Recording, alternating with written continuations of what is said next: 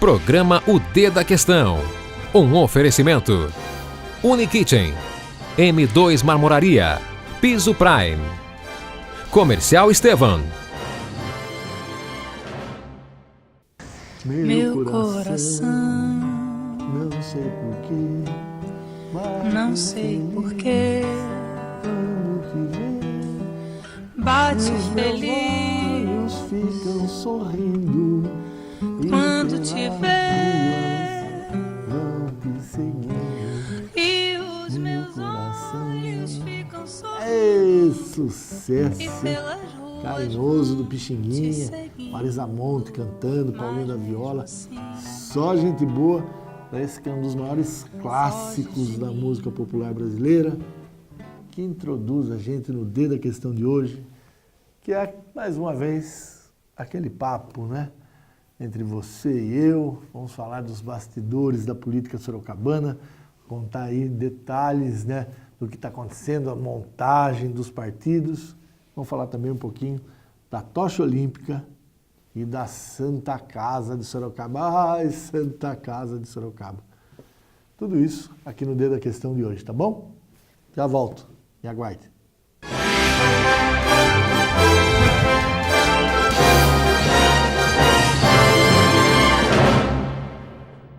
Estamos de volta com o D da Questão. Hoje, aquele papo seu e meu, vamos falar dos bastidores da política e começamos com as eleições municipais e a pergunta que não quer calar. O Renato vai ser candidato? O Renato pode ser candidato? E a resposta é. A verdade é que ninguém sabe se ele vai ser e muito menos se o Renato pode ser candidato, né? E isso tem criado essa tensão nesse momento do processo eleitoral em Sorocaba. O que acontece, né?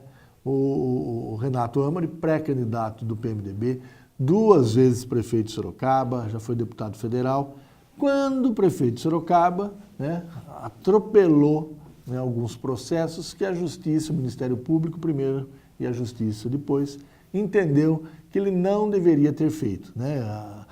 Administrou a cidade como se fosse uma empresa particular e isso gerou aí a série de processos. E olha que ele foi prefeito já deixou de ser prefeito há 12 anos, né? Então são processos de 16 anos até de 20 anos atrás e mesmo assim, né, hoje ainda tem essa pendência. Essa é a legislação, né? Muita gente fala, pô, mas não é justo, é injusto. O ideal seria o quê? Olha, qualquer pessoa que tem intenção de se candidatar, deveria ir lá na justiça e falar, olha, minha situação é essa, posso ou não posso ser?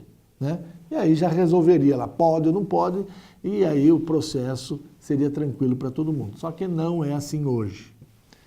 O que diz a lei? Ela diz que o Ministério Público Eleitoral e principalmente o juiz eleitoral, ele só pode agir, né, a partir do instante em que houver o candidato. E só existe candidato depois da convenção do partido onde ele está filiado ou da junção, né, da coligação de partidos em torno de uma candidatura.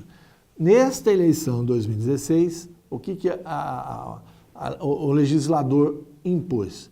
Que do dia 20 de julho, né, que é a partir desse dia que nós estamos com esse programa no ar, até o dia 5 de agosto, então 20 dias, né?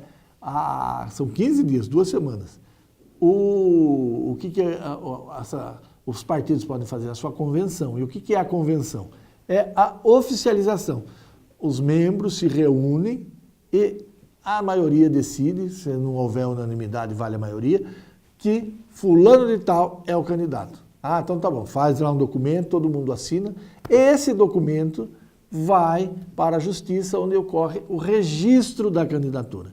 E é só a partir do registro da candidatura que a justiça pode agir. Antes não.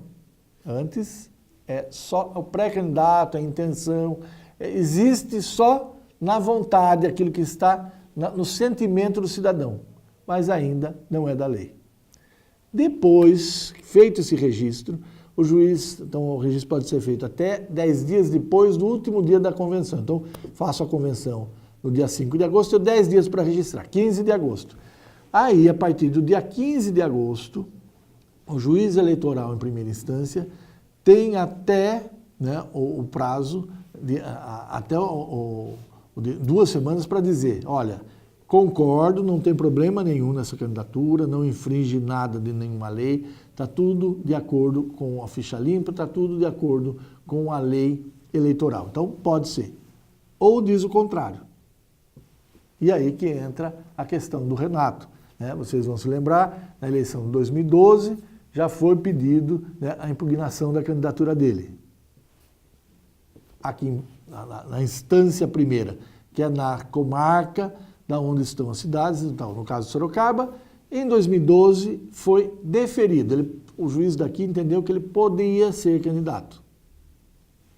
Houve o recurso do Ministério Público na segunda instância. Na segunda instância, no Tribunal Regional Eleitoral, se entendeu que ele não poderia ser candidato. Então, ficou na primeira instância uma vitória do Renato, em segunda instância uma derrota do Renato. Aí foi para a terceira instância, onde lá já era segundo turno, faltando poucos dias da eleição, se entendeu que ele poderia ser candidato. Então, o Renato ganhou de 2-1.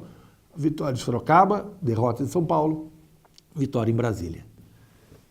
E nesse ano é igual? Essa é a pergunta. Mudou muita coisa de 2012 para 2016, mas muita coisa. A legislação mudou, a percepção dos políticos mudaram, a percepção da sociedade mudou. Você tem toda um sentimento, principalmente esse envolvendo a questão de Lava Jato, que pega políticos em Brasília, muitos do PT, mas já chegou no PSDB, já chegou PMDB, em PP, chegou em todo mundo. Então há um certo clima de apreensão. E aí essa que é a pergunta inicial que todo mundo está fazendo. O Renato pode ser candidato? O Renato vai ser candidato? E a gente só vai ter essa resposta a partir do momento em que o Renato tomar essa decisão e for registrar sua candidatura. Se ele não registrar a candidatura, está respondido, né? Não vai ser candidato. Se ele registrar, inicia-se todo esse processo que eu estou dizendo. Né?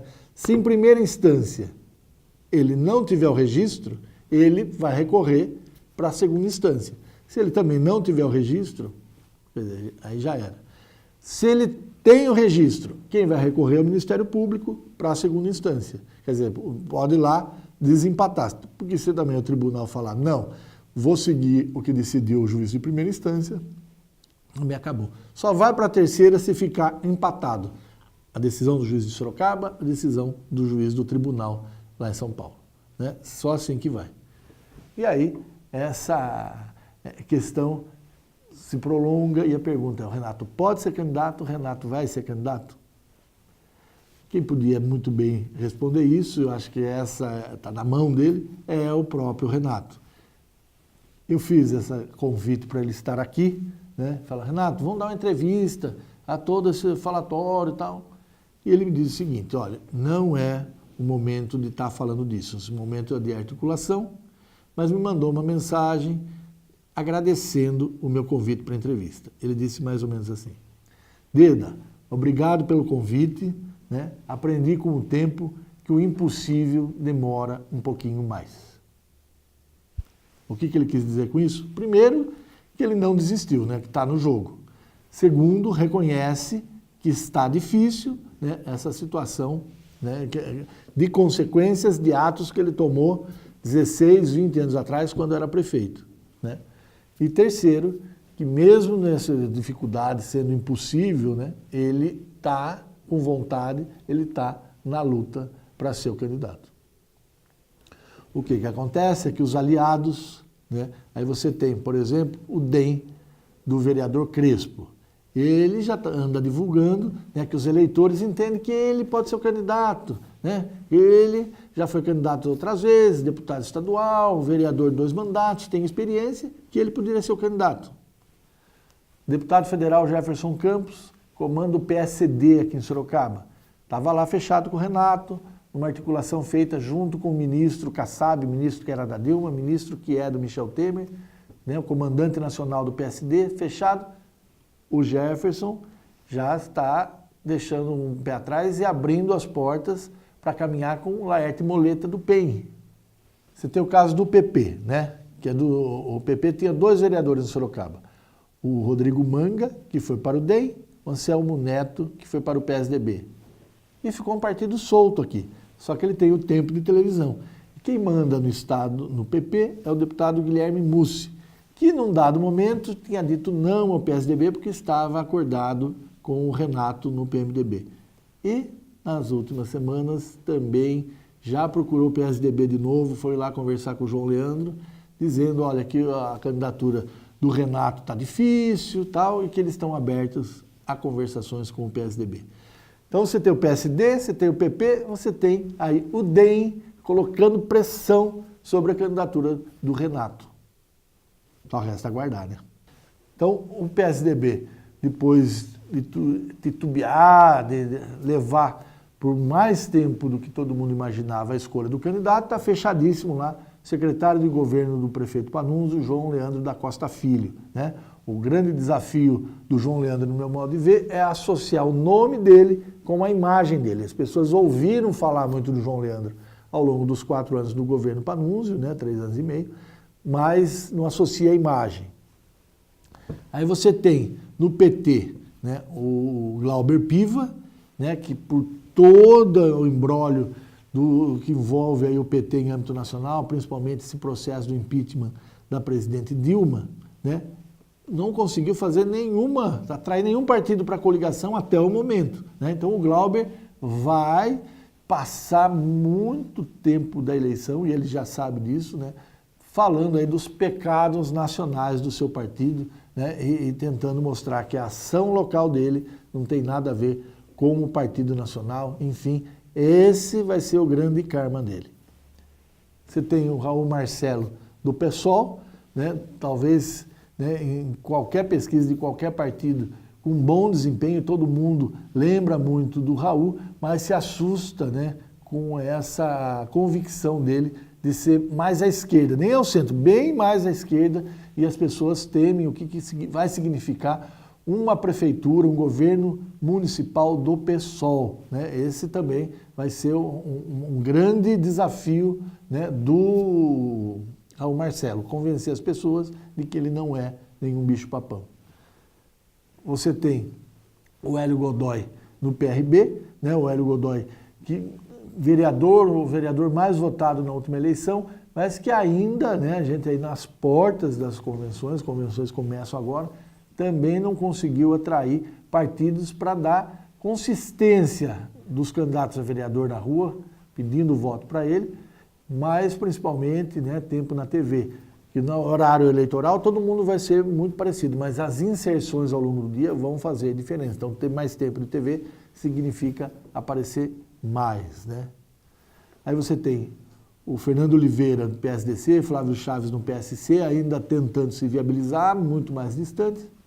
E o Laerte Moleta, né, do PEN, numa articulação cada vez mais consistente, muito próximo de ter o PSB, do vice-governador do estado de São Paulo, junto com ele, que é o deputado estadual Carlos César, que é o vereador Apolo, que é a estrutura da Igreja Quadrangular, que também é do deputado federal do PSD, Jefferson Campos, que também está muito próximo de estar com Moleta. Então você vai ter a Igreja Quadrangular, você vai ter um partido com um vereador, um partido com um deputado estadual, um partido com um deputado federal, o que dá um peso a mais para a candidatura do Laerte Moleta no PEN, né? Então, essas 6 candidaturas aí, me parece que o Renato, a gente falou bastante da questão dos problemas dele, mas Laerte Moleta, Hélio Godoy, Raul Marcelo, Glauber Piva e João Leandro, nenhum com pendência com a justiça, né? Então, se alguém for ter algum problema, né, recai aí em toda essa história que a gente já contou do Renato. É uma eleição, né, que se o Renato não estiver presente, ela fica absolutamente em aberto. Se o Renato estiver presente, ela tem uma polarização, né, de todos os outros contra ele. E numa eleição em aberto, a chance do novo, que é isso que está nas ruas há muito tempo, é a de vingar, né? Então a gente vai ter provavelmente um prefeito, né, com um nome, pelo menos no executivo, novo para todo mundo, né? Porque você tem, de todos os 6 aí candidatos fortes, né, 5 que nunca estiveram lá polarizando, né? Talvez quem vai ser o representante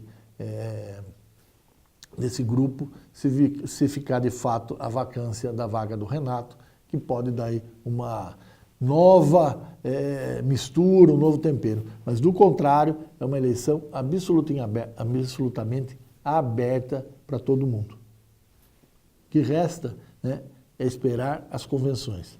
Começa hoje, 20 de julho, vai até dia 5 de agosto. Depois disso, os prognósticos ficam muito maiores para a gente saber quais são as opções, as possibilidades que você vai ter na urna, tá bom? Vou para um rápido intervalo, na volta vamos falar de tocha olímpica aqui em Sorocaba e também da Santa Casa, tá bom? Até já! A Unikitchen está localizada na cidade de Sorocaba e rapidamente conquistou o mercado atendendo consumidores exigentes que buscam muito mais que diferenciais de beleza e tecnologia, perfeitamente adaptada às tendências globais e necessidades do nosso tempo. A empresa busca as mais variadas soluções para o seu dia a dia. Os eletrodomésticos, metais e louças comercializados e a consultoria prestada são referência no interior do estado de São Paulo, sinônimo de qualidade, exclusividade e respeito ao meio ambiente. M2 Marmoraria, 10 anos de compromisso com a beleza e a sofisticação. Rua Mário Tami, 52, Jardim Além Ponte, próximo ao Extra Santa Rosália. 3237-3030, Sorocaba. m2marmoraria.com.br.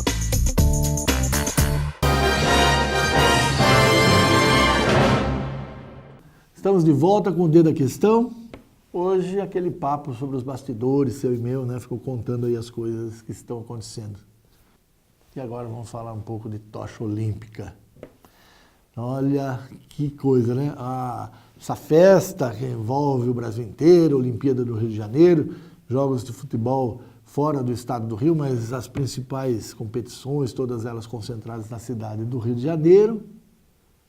E a Festa da Tocha, 327 cidades ao longo do Brasil, uma delas Sorocaba, né? A tocha passou em Sorocaba no dia 17 de julho e antes disso, muita tensão, né?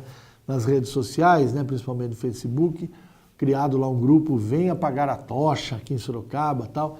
4.500 pessoas manifestaram interesse, 2.100 confirmaram presença e algumas centenas foram lá, né, tentando apagar a tocha olímpica aqui em Sorocaba, né?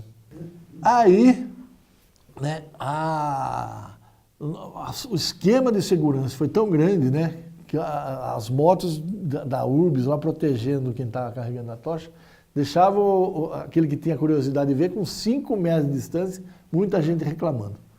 Mas não deu problema nenhum, né? Apesar da tentativa, teve um cidadão que apareceu com o extintor lá, né, com o intuito de apagar a tocha, nem perto chegou, a polícia conversou, ele foi embora. Não, estava passando por aqui. Pô, estava passando uma tocha, nem sabia, sabe aqueles papinhos de... Enfim, não deu zica nenhuma, né? E aí as pessoas começaram a perguntar o que é que estava acontecendo, por que esse protesto. Mais uma vez, né, é aquela situação de fazer o protesto fora de época. Por que fora de época? Tá lá, cartaz lá, fora Michel Temer, abaixa a Olimpíada, aí aquelas palavras de ordem contra o governo interino do presidente Michel Temer. Ele é o que menos teve influência na decisão para a Olimpíada vir para o Brasil. É uma decisão tomada 4, 5, 6 anos antes. Né? Não foi escolhida agora, uma Olimpíada é preparada, por isso que ela acontece de 4 em 4 anos. A sede, muitas vezes, é escolhida com 2 Olimpíadas de antecedência, né? E isso foi no governo PT, lá, Lula e Dilma. Então o protesto tem que ser lá atrás, não é hoje o protesto. Enfim, né, essa é a realidade, né? Por isso que as pessoas mas por que quer apagar a tocha? Primeiro quer causar, quer aparecer, isso é óbvio. mas claramente, né, esse cunho de protesto contra o governo, olha a crise econômica, as agruras do Brasil, do brasileiro, e fica gastando dinheiro com os jogos, lá. Enfim, mas é isso que eu volto a dizer. Né? Não é hoje, né? O farol não vai ter hoje porque estamos em crise. Não vai mudar nada, a crise vai continuar aí e é uma decisão tomada antes. Isso vale para várias decisões da vida da gente. Saber o momento em que um protesto pode mudar a situação. Acertar o time. Esse da Olimpíada não dá. Outra reclamação, assim, nessa crise a Prefeitura de Sorocaba gastou dinheiro para trazer a tocha olímpica para cá, né? Teve gente que falou que foram R$200 mil. Um número irreal, não corresponde à realidade de Sorocaba, e eu vou explicar por que houve essa confusão. Primeiro, né, que tem um custo para você trazer a tocha, né, que está percorrendo o Brasil de outras cidades para a sua cidade. Então, fica aí o compromisso de cada cidade, portanto, de cada administrador da cidade, de cada prefeito, de assumir determinados gastos. E esses gastos giram mesmo em torno desse valor de R$200 mil. Então, teve no Minas Gerais, por exemplo, a cidade de Ipatinga, o prefeito falou, gastar isso, eu não vou gastar, então não quero que a tocha venha para cá. No caso de Sorocaba, a prefeitura gastou R$12 mil. R$12 mil, que é um valor muito baixo para um evento tão grande como esse que foi. Primeiro, por quê? Gastou esses R$12 mil com um banheiro químico, com uma proteção de gradil lá na questão do palco do show, o fundo do palco. Enfim, é com esse dinheiro, né, dividido entre as secretarias de esportes, de cultura e de comunicação da prefeitura. Então, um valor pequeno. E os outros R$188 mil necessários para o evento. Em Sorocaba, em particular, ficou com os patrocinadores masters da Olimpíada no mundo inteiro, né? A Nissan, aqui no Brasil, o caso do Bradesco, e a questão, né, da Coca-Cola. E aqui em Sorocaba a gente tem uma fábrica da Coca-Cola, uma das mais importantes do Brasil, a Sorocaba Refrescos, e a Coca-Cola acabou arcando com um grande número, do grande valor desse custo total do evento. Por isso que em Sorocaba, então, teve esse evento com todo esse tamanho e esse custo muito baixo para o bolso do contribuinte.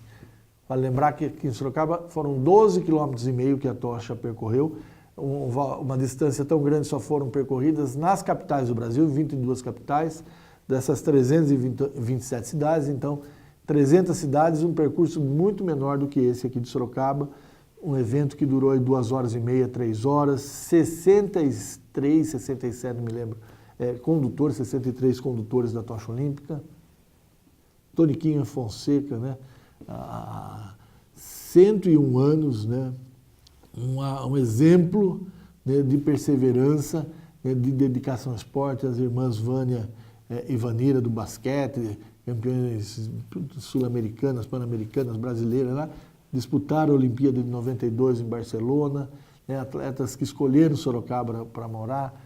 Você teve o Doia, né, da Padaria Real, triatleta, né, uma pessoa que lá demonstrou toda a sua paixão.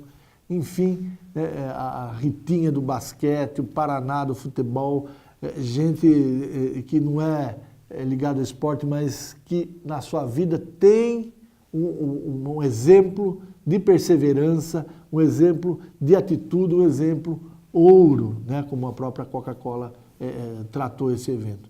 Então, né, no fecho geral, a passagem da tocha olímpica em Sorocaba teve todos esses protestos, todos esses movimentos e esse custo que foi muito menor, né, para os cofres públicos, né, um custo pequeno diante do tamanho do evento para o bolso do contribuinte. Então, fica aí a explicação. Quem achou que era 200 mil, esse era o custo geral, mas aqui a prefeitura pagou bem menos, tá bom?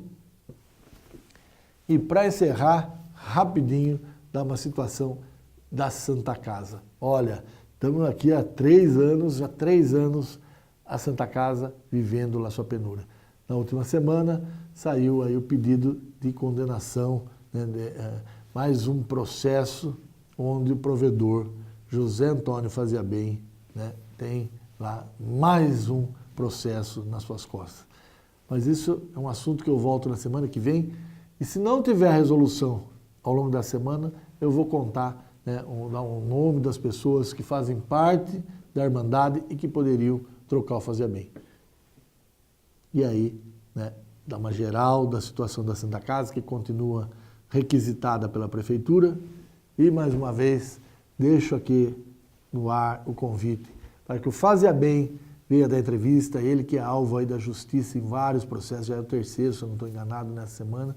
E o seu advogado, José Domingos Valarelli Rabelo. Ô, doutor Rabelo, vem aqui que o Fazia Bem, vamos contar essa história do ponto de vista de vocês. Porque até agora, né, 3 anos está valendo do ponto de vista da Prefeitura, ponto de vista da polícia. A ITV, né, assim como o Jornal do Ipanema, o blog do Deda, todo mundo aberto para que vocês falem, a hora que vocês quiserem, tá bom? Então é isso, na semana que vem eu volto dando os detalhes da situação da Santa Casa. Hoje falamos aí da passagem da tocha olímpica por Sorocaba, falamos da situação do Renato Amari, que só vai ficar sacramentada após o período das convenções, né? Até lá a gente não sabe o que pode acontecer e ficamos sabendo aí de novo dos 5 candidatos que não devem ter problema nenhum no registro das suas candidaturas, tá bom? Rapidíssimo intervalo e eu volto com o café. Especializada em revestimentos de alto padrão, a Piso Prime oferece os mais variados produtos nacionais e internacionais, além de serviços diferenciados. Através de um atendimento personalizado, o cliente encontrará as melhores opções e as últimas tendências e novidades para os mais diversos projetos. Cerâmicas e porcelanatos nacionais importados, pastilhas em vidro, cerâmica e aço inox, mosaicos em mármore, coco, madeira, pedras naturais e vidro, ladrilho hidráulico, pisos e revestimentos cimentícios e atérmicos para piscinas. Cubas especiais, cerâmica natural e decorada, revestimentos exclusivos. Procurando móveis para escritório? A Comercial Estevan tem as melhores marcas e muitas opções. Faça uma visita e conheça a mais completa loja de mobiliário corporativo em Sorocaba. Consultores à sua disposição. Acesse o nosso site comercialestevan.com.br ou solicite uma visita. Avenida Doutor Afonso Vergueiro, número 2131. Telefone 3418 9011. Comercial Estevan, mobiliário corporativo, grandes marcas e os melhores preços.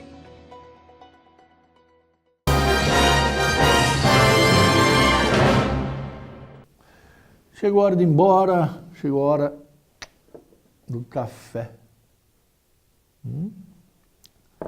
Olha, eu queria tomar esse café com o Itamar, das óticas Itamar, o Itamar pai, Itamar Júnior. Olha, muito legal o trabalho que vocês estão fazendo hoje, talvez, se não os únicos, mas com certeza o principal óptico de Sorocaba, que é uma diferença muito grande entre fazer a lente, né, e aquele profissional que sabe com o material que está lidando, que sabe o que está fazendo, que tratamento está dando, enfim, oferecendo as diferentes opções para que quem precisa do óculos tenha aquilo de melhor qualidade. Então, com Itamar pai, com Itamar Júnior, das óticas Itamar, esse café de hoje, tá bom? Tchau, até a próxima oportunidade. Semana que vem tem mais.